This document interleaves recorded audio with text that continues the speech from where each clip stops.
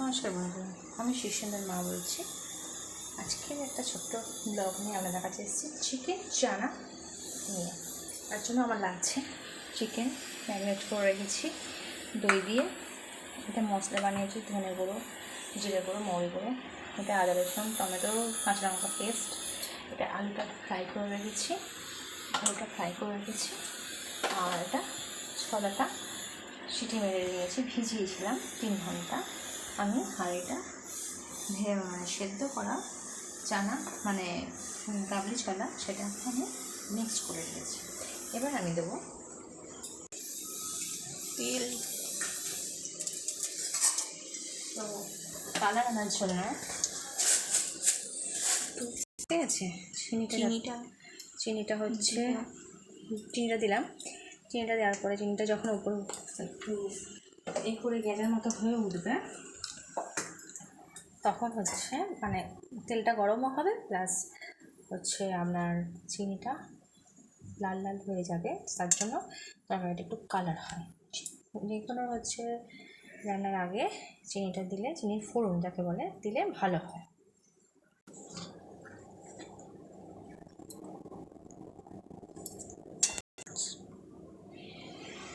তখন এটা ফুটো হওয়ার পর আমি পেঁয়াজটা দিয়ে দিলাম।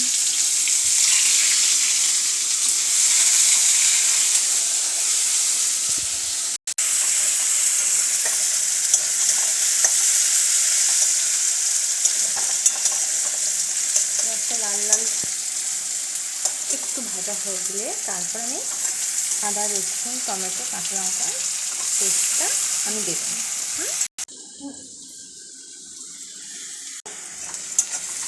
আসার পরে আমি হচ্ছে এই আদা রসুন টমেটো কাঁচা লঙ্কা পেস্টটা আমি দিয়ে দেবো। অনেকক্ষণ ধরে কষতে হবে। এই যতক্ষণ না তেল বার হচ্ছে, মানে তরকারি থেকে তেল থাকছে, ততক্ষণ পর্যন্ত নেড়ে যেতে হবে। আগে থেকে চিকেনটাকে বোনলেস চিকেন আগে থেকে হচ্ছে খুব মানে ছোটো ছোটো করে কেটে নিয়ে আমি দই আর লঙ্কা আর লবণ হলুদ দিয়ে ম্যারিনেট করে রেখেছিলাম। সেই চিকেনটাকে আমি এবারে দিয়ে দিলাম, দিয়ে একটু ভালো করে কষতে হবে। মিনিমাম 10 থেকে 15 মিনিট করলে খুব ভালো হয়, আরও বেশি হলে তো খুবই ভালো হয়। তো আমার ছেলের এখন খুব খিদে পেয়েছে, আমি একটু তাড়াতাড়ি করার চেষ্টা করছি।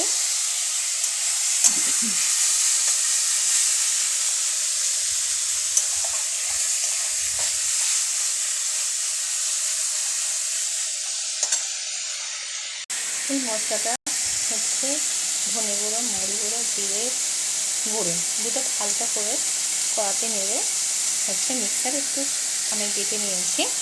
এটা আমরা দেবেন চানাতে, খুব ভালো লাগবে। এটা আমি কষার সাথে আমি দিয়েছি, ঠিক আছে? এটা করে খেয়ে দেখবেন। এটা পরিমাণ মতো লবণ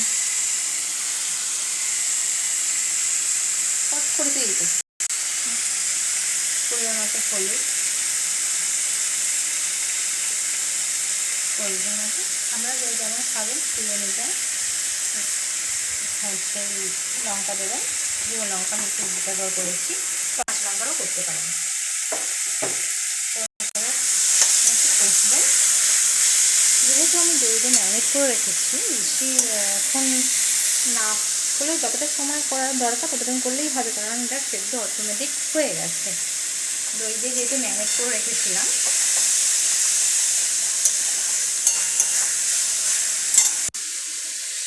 সেদ্ধ করার সে চানাটা আমি মিক্সারেতে মিক্স করেছি, সেটা আমি দিয়ে দেবো।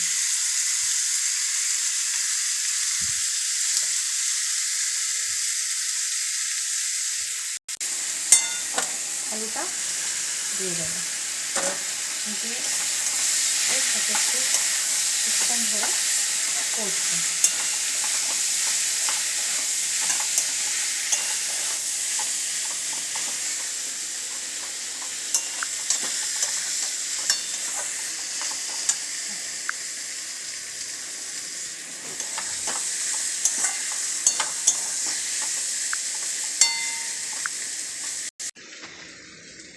কিছুক্ষণ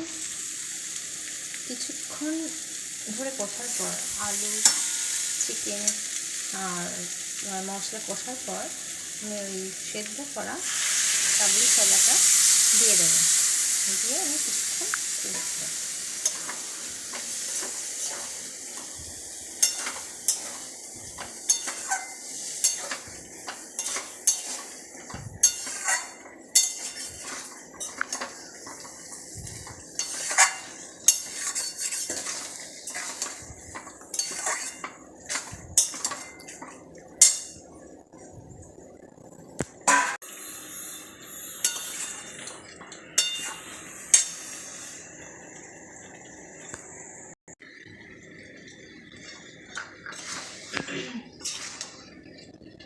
আমি একটু কষতে একটু মশলাটা দিয়ে দিলাম, আপনারাও পারলে দিয়ে দেন।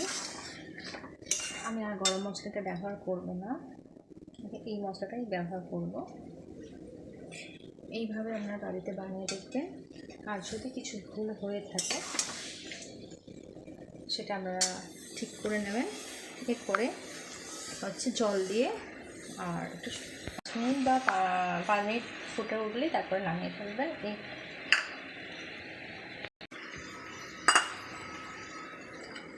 পরিমাণ মতো জল দিয়ে দেবেন, যেমন বেশি জল দেওয়ার প্রয়োজন নেই, কারণ আমার সব কিছু সেদ্ধ করা, আলুটা ছোটো ছোটো করে কাটা, ভাজা অলরেডি হয়ে গেছে, সেদ্ধও হয়ে গেছে, তো বেশি জল দেওয়ার প্রয়োজন নেই। আর এই ভাজা মশলাটা হচ্ছে আপনারা দিয়ে রাখবেন, দিয়ে নামিয়ে নেবেন। গরম মশলা আমি দিচ্ছি না, যদি আপনারা মনে করেন দেবেন, কিন্তু আমার মনে হয় এটা লাগে না। একবার এইরকম রান্না করে দেখবেন, আর যদি ভালো লেগে থাকে সাবস্ক্রাইব যদি মনে করেন করবেন। ভালো থাকবেন, সুস্থ থাকবেন, আর এইভাবে একবার বানিয়ে দেখবেন।